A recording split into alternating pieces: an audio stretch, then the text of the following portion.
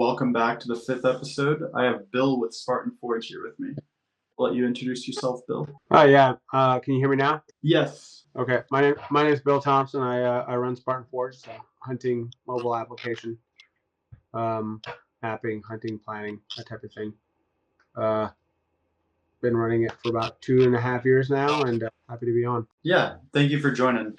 So I always like to start out these podcasts with asking you to give one piece of advice for new hunters. I mean, I would say, my thing would be scouting twice as much as you have to, or as you can, and hunting half as much as you want to. Like Yeah, scouting and hunting would be my biggest. Scout more than you're hunting, whether it be e-scouting or physical. Yep, for sure. Yep. And obviously, you were the man to talk about with e-scouting, so I think that's a good topic here. What does your off-season kind of look like? Well, I mean, these days I'm not hunting as much or scouting as much as I'd like to. I still get out like maybe once or twice a week, but it used to be I'd be out 4 or 5 times a week. Or the majority of my mornings, I'd wake up early and go scouting, that type of thing. But I've been hunting and scouting long enough that I kind of have my spots that I rotate through. Not generally spending a ton of time looking for new spots. I've just got like a catalog of spots that I revisit and see which ones are heating up kind of each year. Drop my cameras in those areas and kind of figure out what's going on. Probably 70% of them are public and 30% of them are private. I killed 2 bucks this last year. Had a shot on a third one that just didn't work out. But the one was public land, Pennsylvania, and the other one was private, Virginia. And yeah. What's a typical year look for you? Do you usually travel out of state, or does it kind of depend on the year? Well, I've been moving a lot lately. I mostly stay in the PA. For the past 10 years or so, it's been PA, Maryland, and Virginia. And then the last few years, I've been doing Georgia as well. So mostly between those spots and like that area of the Maryland, Pennsylvania, Virginia, everything there is within like an hour and a half to 2 hours. So I would say that's where I spend the majority of my time. And do you primarily just hunt whitetail, or is there anything else that you hunt? Well, I do bear in the spring with my son usually, but it's like a trip we usually do up to Canada. I might do some bear in Maryland. And then last year I did my first elk hunt ever, which I plan on doing again this year. But for the majority of my life and for the majority of my hunting, it's whitetail. Where'd you go for elk? Montana. And yeah, that's probably the number one thing in my bucket list. Bear's up there too, but elk is, I think, king for me right now. Yeah, it was awesome. I mean, it was kind of everything I thought it would be. Big open, mountainous country and tons of work, but I had a shot on a good elk that I just couldn't complete, but it was a ton of fun. And I'll be doing it again this year, so it was right. It was awesome. Yeah, I started building points for Wyoming, so that'll be a few years out, but I think I want to try Colorado in between now and then just to get out there and experience it. And was Montana over the counter then? Or? Yeah, it was a general tag. Okay, I think like 70 or 80% of people that apply for it get it. So nice. As close to being over the counter as one can. Right. Right. Yeah. What do you say about that experience? Do you think the opportunities were plentiful? It just didn't pan out? Or? I mean, we had probably, out of the 10 days I was there, we had 3 or 4 opportunities to kill. One of them I should have killed. I just timed my shot at the wrong time, wrong time. But it should have been a kill shot, about 50 yards and a really good elk. And so I mean, I think it's just if you're willing to put in the work and the time, you can get it done. That might be a state for me to check out as well. Yeah. I think this year's agenda is South Dakota mule deer. I'm in Iowa, so obviously Iowa whitetail kind of spoiled there. But I kind of venture up there and try to get a muley and do some pheasant hunting and such. Do you have any hunts that stick out to you as maybe like your favorite, most memorable hunt? and up for sharing that story. Are you saying like whitetail or any like? Anything. Yep.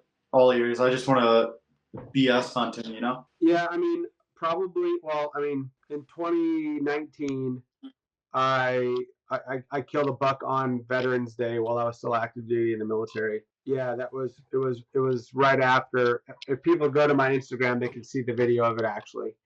But it was Veterans Day 2019. It was right after I had missed the largest buck I'd ever scouted or had a shot on. I was hunting with a traditional bow, and I had a shot on him that I just blew, and he was probably 180 or so inches, 180, 185 inches or something like that, and you know missed the shot, and then he bounded off and stood there for probably the better part of 15 minutes or 10 minutes at least, and then I decided to go to my compound bow from there, and then a few days later there was another buck that I was targeting, similar area on some public, that came up and worked the scrape at like 8:30, and I shot him with the bow, and he didn't even know he was shot. He didn't know he was hit. He kept working the scrape and finished the scrape, and like walked off like confused, didn't know what just happened, and ended up falling like 20 yards later. That was Veterans Day while I was still active duty in 2019. It's probably a hunt that I'll never forget. So it Right. was Yeah, that pretty, sounds, yeah, it that'd was be an great. interesting sight to see there. Yeah. So you guys are, I feel like, quite different and innovative compared to some of the other apps out there. Would you mind sharing kind of where the idea came from, how you got your start? Sure. Yeah, I developed. I did a lot of similar work while I was in the military, developing applications but also doing stuff in computers and signals intelligence and human intelligence. And the entire time I was working in the military, a lot of the stuff just to me made sense that a lot of the technology that I was building would be useful for a whitetail hunter or for any hunter for that matter. And so as I got closer to retirement from the military, I started exploring some of these ideas and training my own machine learning models for whitetail hunting. And some of them started to predict pretty well. And it occurred to me that there was something here, and that I kind of reached out to some mapping companies and had with one of them I had a contract that just was a little too restrictive, and decided like the hard part wasn't the mapping part, the hard part was the machine learning and the other stuff that I was trying to do. So I just decided to build the map on our own. So brought on a couple of guys, and that's how we kind of got into the mapping part, because we wanted to do the machine learning part and the artificial intelligence part, which we're kind of just getting into now. Like being able to use the mapping platform to display the AI stuff and do the AI stuff required a map. So we're pretty close now, and the app's just kind of in the last 3 or 4 months getting where I want it to be, and we're going to continue to do a lot more going forward, and put a lot more in there. But yeah, we're just kind of now, for the last couple of years, I would say the application was like a 30 or 40% solution. I'd say this year it's like a 65% solution, and by the time hunting season kicks off this next year, I think it'll be in the 80, 85, 90% solution, really where I want it to be. So Right. it's kind of that whole evolution. Yeah, I feel like normally you have, healthy competition, and it seems like they're pretty similar, but one person may push like a new feature here and there. But it kind of truthfully seems like you guys are just innovating the whole thing. Like you have, the general pins and mapping abilities that everyone else does, but it seems like you're really trying to push the box and incorporate, machine learning and actually being able to interact with the AI and, LiDAR and all that. So Yeah, we're trying to make it more of an all-encompassing experience rather than just kind of providing maps and weather. We're trying to put useful layers on there and find information from other places that might not be obvious to the hunter, but then also the saying kind of goes soup to nuts, like from the very beginning kind of appetizer of the meal all the way to the dessert. We're trying to do the same thing with hunting, where it's from the first time you step out to decide you're going to scout a piece of land, to the season and where you decide to hunt, and then either harvesting an animal or continuing to pursue an animal, to what happens after you kill the animal and now you're trying to go and find it, and that entire learning process all the way to, okay, now the season's over and I want to go into this area and scout and prep myself for the next year. Like that entire cycle, we're really trying to bring in features that kind of aid that every step of the way, instead of just being mapping and layers. That's the historical mapping, that's the historical imagery, that's the LiDAR that you mentioned, the slope angle shade, the artificial intelligences. We're about to come out with another one here pretty soon we call Cyber Scout that we're really excited about. That's really just to help people learn to the diary and the journals and the historical weather, everything that a hunter needs. We're trying to just kind of put it all in one place. Yeah, it kind of seems like it's just meant to be kind of like a assistant essentially for a hunter. So yeah, exactly. Just kind of supplement the learning curve and try to minimize the amount of time that has to be spent away from the family or away from home or away from work, but still not sacrifice the hunter's ability to be successful when they're in the field. Right. By the way, for the live audience, we absolutely encourage you to ask questions and anything you need to know or any of that. Spartan Forge, be sure to pull that up, check it out if you haven't yet. Pretty cool, innovative mapping tool. And as we're mentioning, much more than mapping. So LiDAR has kind of had the buzz. Do you want to kind of explain what that is exactly to those that may not know? Yeah, so people have topo maps and aerial imagery maps.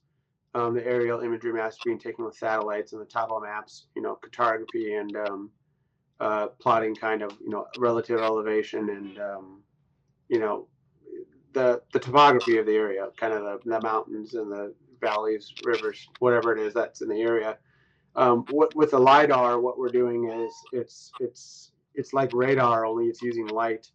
It penetrates buildings and it penetrates foliage and trees and just maps the ground exactly as it is and shows you kind of all of the stuff that you wouldn't be able to see unless you were on the ground. So old logging trails, old paths, deer paths, elk paths, cleared away ground, these logging roads where they intersect, seeps, tons of stuff that's on the ground that's there that influence deer movement and certainly are a factor that you have to account for when you're making a plan, but otherwise wouldn't be available if you weren't using the LiDAR imagery. So it's really, we're the only ones currently. I'm sure the other ones will catch up and offer it at some point. We're the only ones that offer it right now, but we're also, we contextualize it within a hunting application. And there are some other like outdoor applications that have it, but we certainly have the most high resolution coverage. And, it just helps you understand the area a lot more, a lot quicker without having to burn as much boot leather, and allows you to focus on the places that you want to go and scout and learn about. Right. Yeah, I think that's a good explanation of it. Pretty cool, innovative feature. And yeah, like you said, as competition goes, I'm sure others will try to kind of implement their own thing. But at Right. least to the consumer's eye, it kind of seems like you guys are ever evolving, as we mentioned, with kind of the AI assistant for everything. So Yeah, we definitely have a lot to build over the next 4 years. I mean, there's going to be a lot that we're putting out. And we're not, like I said, we're just getting into our strides now where we're, putting out stuff that I feel are market discriminators or things that are really not present on the market now. Is going to be the majority of the features that we put out over the next year or two. And we're also doing it at about half the price of our competitors. So, we really pride ourselves on that. And we're doing it, here in the US. yep. Yeah, I did notice the pricing too. That seems to fall at a good rate, and I've been getting ready to do my migration as well. So I had played around with the trial and stuff, I think last fall, and then kind of at the point of actually taking the lunge. So excited to kind of try you guys out more and utilize it. Turkey season's coming up, so I think it'll be a perfect time to start. Yeah, I mean, there's other features in there, especially for like turkey. One of them is being Blue Force Tracker, where turkey seems to be one of those things where people hunt in groups together. You can do buddy pin share feature where you're sharing. If you're hunting some public with some buddies, can all share pins within that geometry. Soon you'll be able to share location and do chats about the area. But it's a safety feature, but it's also a useful way to do like collaborative scouting together. Is another feature that we're pretty excited about. So yeah, just more stuff that's not kind of being offered out there that we feel is really useful. So to anyone listening, you heard that you can share all of your pins with me. Yeah, they could do that. Hint, hint. So we talked about your elk hunt a little bit. I kind of want to go back to the hunting, and I want to hear more about bear hunts because as I mentioned, that's kind of a bucket list for me too. You mainly archery hunt, like, what do your bear hunts kind of involve? Yeah, so I've done it mostly up in Canada. I do it. I've killed 2 bears, with one with a primitive bow, and one with a modern compound bow, and it's something my son and I do together. We really enjoy. Most of it is just an excuse to get up into the middle of nowhere up in Canada, and get in a cabin and be kind of alone off the grid for a week or so. That's the best part about it. And so we'll wake up early and we'll fish until like 1 or 2, and then get into the stand at like 3 p.m. and the sun is up there until like 9 or 9:30. So we'll fish all morning and then spend the afternoon on a bear stand. They bait up there, so we're hunting over bait, which is fine by me for bear. And it's fun, and you see a lot of bear and get a lot of fishing done. And just for me, it's more about spending time with my son than it is anything, but especially like getting him alone and just being able to talk and spending time together. But also, obviously we want to take a bear, and we've got some bear rugs and stuff like that we have for these trips that we enjoy. And it's just it really is just whitetail is so involved, and there's so much scouting, and there's so much preparation, and there's so many things you have to do and consider. And it's nice to just get out there and you're still hunting, but you're just, in a tree stand over a bait, and you're not really thinking about a ton, and you've had a fun day fishing. And it's just it's kind of like turkey in that you just, there's less of the preparation, there's less of the diligence. You don't have to worry about the smell stuff, and you can have fun doing other things at the same time. So we really enjoy it, and Canada is a great place to go and do that. Yeah, that makes a lot of sense. Yeah, we quite enjoy it. So you shared one of your memorable hunts. Do you have a most memorable hunt with your son? I would have to say, my son's difficult in that he doesn't have the itch for hunting yet. It could be that I've, I've tired him out, because I've been talking about hunting since he was born. We went hunting together. It would have been probably 2018 or so. It was the first time that I harvested an animal in front of him, maybe 2017. I think it was 2017 or 2018. And we were together on a tree stand, and a doe came in, and harvested that doe together. And he helped me drag her out, and dress it, and we cooked the meat. And that it I guess just one of those. What it did do for him was he likes to cook, and he likes to cook wild game, and he still does it to this day. So it kind of created that bug for him, but he doesn't enjoy doing the rest of it as much. But uh, you try not to push them into these things. So like I don't make him hunt with me anymore. I did take him out more when he was younger, but I've got the picture in my office here. You can't see it; it's off camera, but of him posing with that doe. And that's a hunt that I wouldn't trade for any of the other ones that I've done, where I've killed much bigger deer, or much bigger a goat or a bear or anything else. That was a pretty special one for me. Right.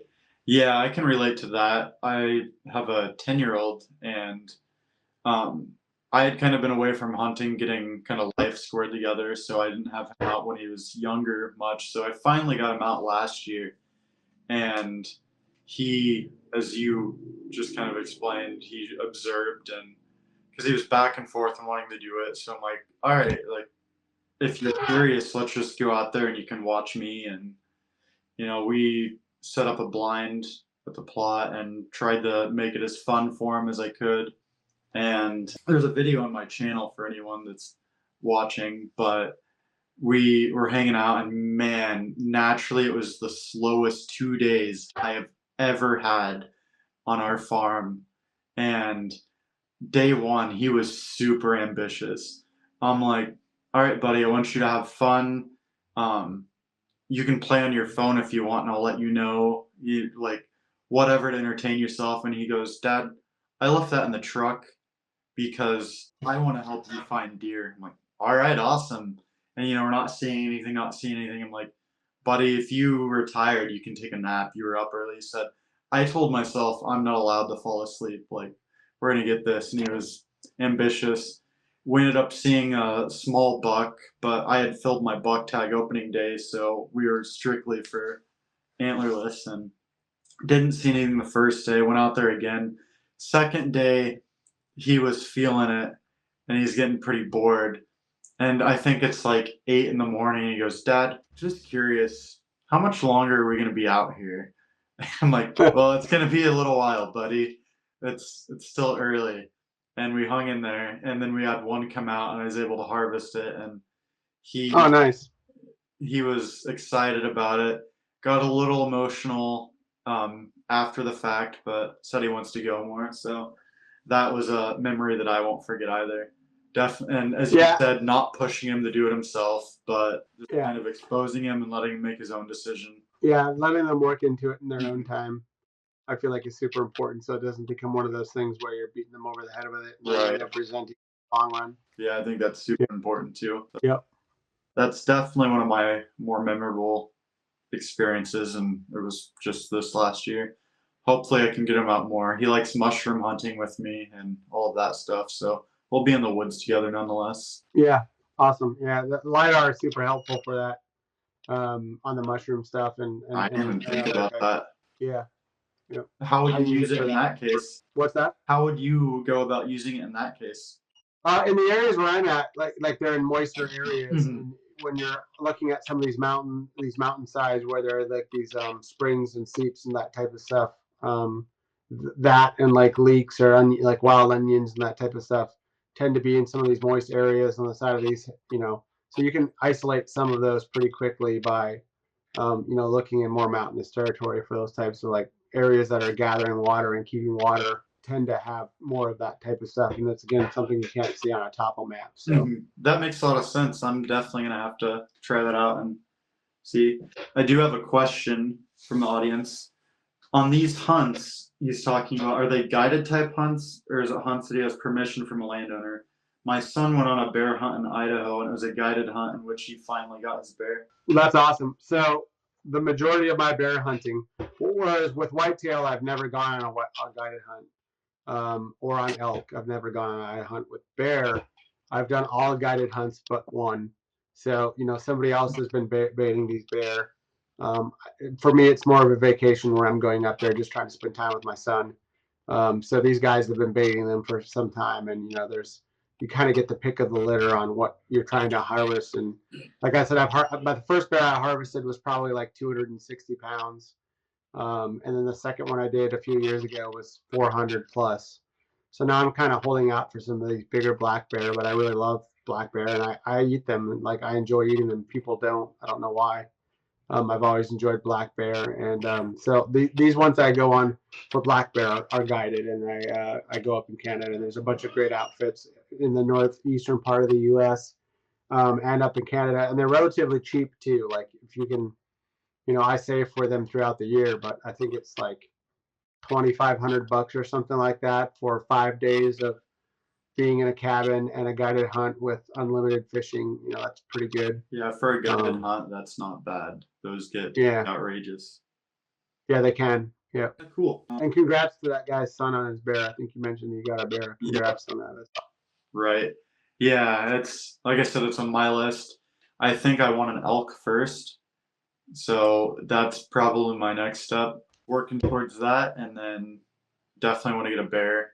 A moose would be cool someday, but that's a little more steep on the price to hunt them. Oh. Yeah, for sure. I want to do moose one day too. I'm from North Dakota where we've got a ton of moose.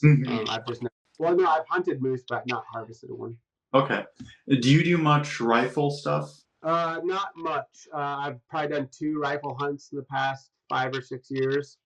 I actually had a really good opportunity in PA 2 or 3 years ago to harvest a really big buck with a rifle, and just literally couldn't get him to take a step forward before all of them got spooked off. But I would say 99% of my hunting is with a bow. Yep, yep. I'm transitioning more to bow. I asked because someone asked about thoughts on the 6.5 Creedmoor, but probably not the best piece for this combo. I mean, it's a decent round. It shoots, flat and good for medium-sized game. That's what I'll say about it. I like my Yeah, 308. I've used it's proven and tried and true. But 6.5 is not a bad round. yeah. The last rifle hunt I did was for stag out in Scotland. Something my wife had gotten me for my retirement gift from the military. And I was doing 270 Win Mag on that, like suppressed actually. So I mean, it was. The okayest hunters dropped in and said, "What's up, fellas? Hey guys, Oh, seeing you." tell Eric I said hey. Yes. And then Drew asked if you have thoughts on ever going to Africa for a hunt. I mean, I want to do it one day. I've had a couple of guys from Africa reach out and offer hunts, like to come out there, and like I guess they want some promotion or something. I don't know, but offered them up. It's just one of those things where the time commitment and the money commitment is so large. I do want to do it, and I feel like when I go out there and finally do it, I'm gonna hunt as many species as I can, and try to get it all out of my system in one hunt. Like maybe stay out there for like a month or two, and do as much as I can, because I feel like it's gonna be a once in a lifetime thing. I've lived in Africa while I was in the military, um, and Northern Africa and the Horn of Africa. Didn't travel a lot in the southern part of Africa, but I definitely know it's one of those things where I want to go out there and do it as kind of like a life affirming type of deal. I was told to tell you thank you for your service and thanks for me as well. Appreciate Oh, well, thanks for your patriotism. I appreciate that. it. Let's see if we have any other questions real quick. Let's see another question. Alrighty, so let's see. We talked your favorite whitetail hunt. We talked a little bit about the app and the company. We talked bear hunting. I mean, you said fishing. So is that your main fishing, or do you try to fish back home too, or? Yeah, so my son and I will do camping throughout the year, and we really like doing. I mean, people have all kinds of different names for them, but like bluegill, Mm-hmm. panfish, clownfish, whatever you call them, palm bluegill. We love to bluegill fish the Potomac up in like Western Maryland, and catch as many of those as we can, and just fry fish through the night. Mm-hmm. They're not like a big trophy fish by any means, but they're Mm-hmm. amazing eating. Yeah. I think they're the best eating out of all of the fish. We do that, and then when we go up to Canada, we like to focus on like walleye and northern pike, and we eat those too. Like the pike, even with the bones, like we don't care. We're just frying them up and digging through them. So yeah, we love fishing and more or less just kind of being out on the water alone and just enjoy it. He does like fishing, so Yeah. it's one of the things where it's no problem getting him out to go fishing. There's a little more action. Right. So we definitely love that. I work in tech too, so I absolutely know how it feels to work in tech, where it's so nice to just go on these trips and get the hell away from everything and disconnect. So feel that on a personal level there. What do you do in tech? I'm a systems engineer, so I deal with virtualization and server infrastructure mainly. Nice. What kind of company do you do that for? Currently, I work for a very large trucking company. I had done it Nice. for kind of service providers, so I deal with hundreds or thousands of clients, and basically stuff would break. Their IT department couldn't figure it out, so they'd call and I'd have to figure it out. So definitely a lot of mental stress and stuff there. So hunting, just being outdoors, fishing, all of that is a great just kind of release. Yeah, for sure. So do you do like you said virtualization, so like setting up like virtual machines or Yeah, so like VMware. Yeah. So hypervisor level. Yeah, I'm a VMware certified professional, all that. So I've done a lot of data center level stuff and standing up servers, managing etc. Yeah, yeah, I'm super aware of like vSphere and Yep, yep, hypervisor and what is it, Citrix, like yep, yep. Zen server, all of that type of stuff. So virtual infrastructure. Obviously, we do most of our stuff on AWS, Yep, but I know exactly what you're talking about. yep. We probably just lost all of the audience, but at least we know, right?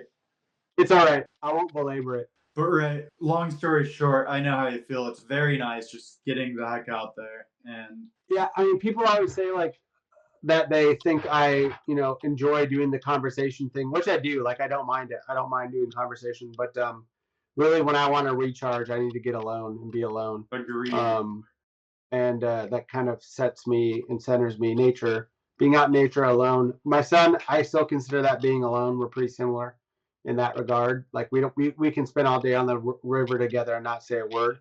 Um, and Yep, that's kind of how I recharge.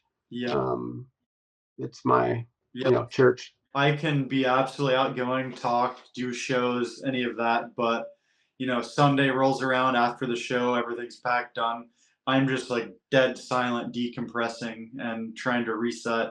Yep, I'm with you. Eric called us nerds like he's one to talk. Yeah, Eric, you're just as bad as we are, so I don't Yeah, know what he's. yeah, you've already told us, like we already know Yeah, where you come from. So, he has his own app. right? Yeah, Right there with us. pot. This is kettle. I'm Right? in. And just to make sure we still get on time on your end, I know we had a lot of tech issues, ironically enough. Yeah, right. Exactly. Yeah, no, I've got a few more minutes, and I'm happy to hop on another time. Like, if you have people that want to do, like, we're about to release a bunch of stuff here pretty soon. Like, Cyber Scout's one of them, Mhm. which is our own personal. We've been developing it for about 2 years, but it's our own large language model that's centered around hunting, and it's pretty robust and it's actually insane. I'm excited for people to use it. I feel like it has a chance to blow up. So definitely after we release that, I'm happy to come back on and talk about that more. Then we have Absolutely. more AI stuff and more features throughout the season. So I mean, Yep. people don't think the questions tonight, but have them later. Like, I'm definitely happy to Mhm. pop back on whenever. Yeah, if anyone has questions, feel free to ask them while we still have them here. But I'm good for giving you the floor for the remaining last few minutes and kind of say anything about you, your company, or any of that. Yeah, so I mean, I guess the biggest thing is that I'm trying to build a product for the hunter that is founded in the ideals that I think hunters strive after, which is kind of self autonomy, independence. They want to feed their own families. They don't want to sacrifice time away. They want to be efficient with their time. Um, that all of those pursuits are the same things that I'm interested in, and I think reflects that, and trying to kind of put all of that in a one-stop shop, but also be easy for people that just want to drop pins and scout and go and hunt. But if somebody really wants to go deep into the data, or really wants to kind of examine hunting at every level of analysis, our application can also do that. Um, and but also something that my grandfather, when I was a kid, used to tell me when I was younger is, dance who you came with, which also, it always kind of confused me a little bit. Like, I knew what he meant, but basically, if you take a woman to the dance, um, you should be dancing with her the whole time and not a whole bunch of other women. And, I've never forgotten that. And to me, that just kind of means loyalty. And my loyalty is with the hunting market, and serving these people that have the same interests as I do. And I'm a veteran. We're a veteran-owned company, and all of the things that I'm building for this hunting community kind of comes out of that experience as well. Which is to say, if I wasn't good at what I did, the military would have sorted me out years ago. And I'm trying to kind of bring that same type of tenacity and veracity to the hunting community, where we're just trying to build good products for good people. We're not going to overcharge them. Yeah, we're going to give back to this community. We've done almost 1,000 free subs for people that donate to the Colorado Wildlife Initiative. There's all of this stuff going on right now with banning and hunting practices and getting rid of what people call quote unquote hunting, trophy hunting.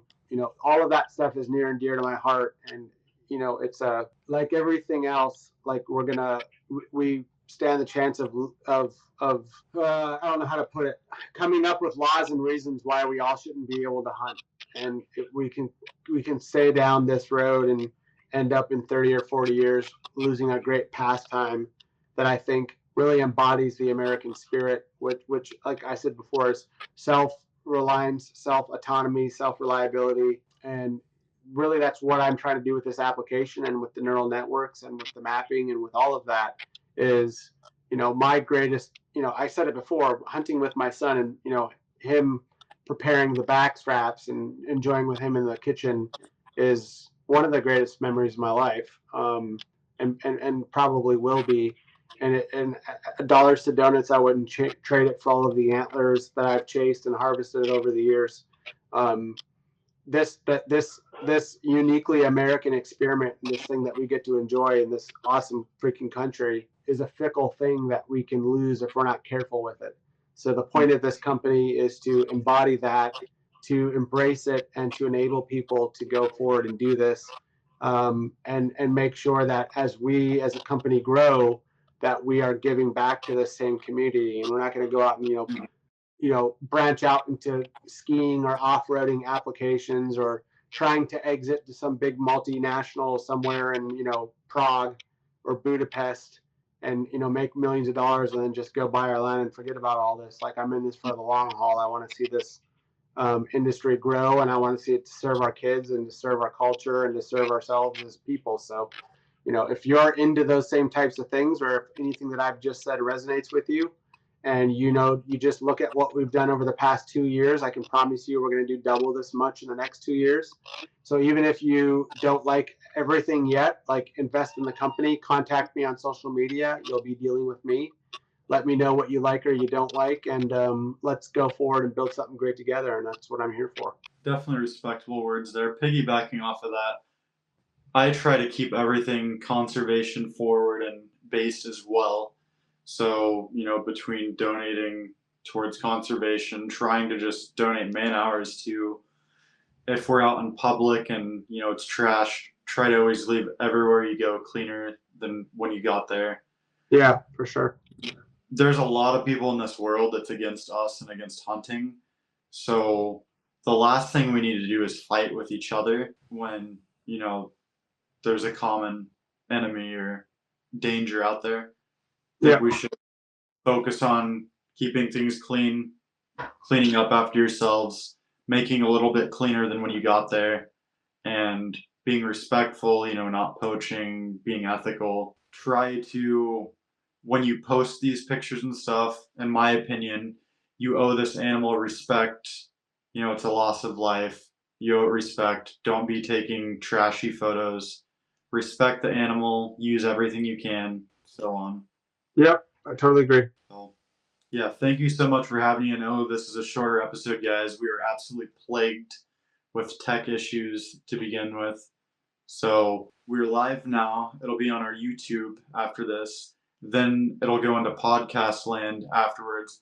And I need a favor from you guys. We're still new on Spotify and everywhere else. So if you use those and listen to podcasts, if you could drop like a review and stuff to help us push into their algorithms, that'd be absolutely amazing. And be sure to follow Spartan Forge on all the platforms. Check them out. They have a really awesome tool. And like I said, I'm going to be transitioning myself. Yeah, there's also a useful YouTube video for transferring pins from other apps that it's on our YouTube, so check us out on there. And there's also DIY Sportsman Garrett Paul puts out great material on how to use the application. And if you have questions, just hit me up, and I'm happy to answer them. Thank you so much for joining tonight. We'll go ahead and wrap this up because I know you have a sick wife and some kids to take care of and such. So I do. Thank you. Yep. Have a great night. Thank you so You much. too. Thanks.